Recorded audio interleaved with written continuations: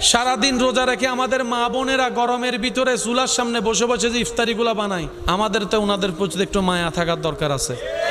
আপনি আমি যেমন রোজাদার, ওনারাও তো রোজাদার। যেখানে গরমের মধ্যে আপনার আমার ডাক ফাইটা যায়, অ্যাসিড নিচে বসে থাকি, পাকঘরে রান্না করে কোনো এসি তো দূরের কথা, একটা ফ্যানও, এদিকে বাহিরের গরম, এদিকে চুলার গরম, এদিকে রোজা। ওনারাও তো মানুষ, ওনাদের দিকে একটু দেখার খেয়াল করার দরকার।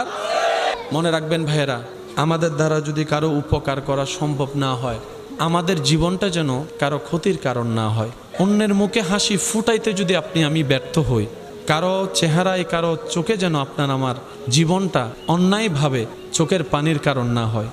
মনে রাখবেন, রব্বুল আলামিন নিজের হক মাফ করতে রাজি, কিন্তু রব কখনো বান্দার হক মাফ করে না।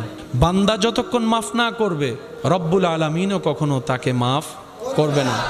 অনেক জান্নাতে যাওয়ার মতো ইবাদতে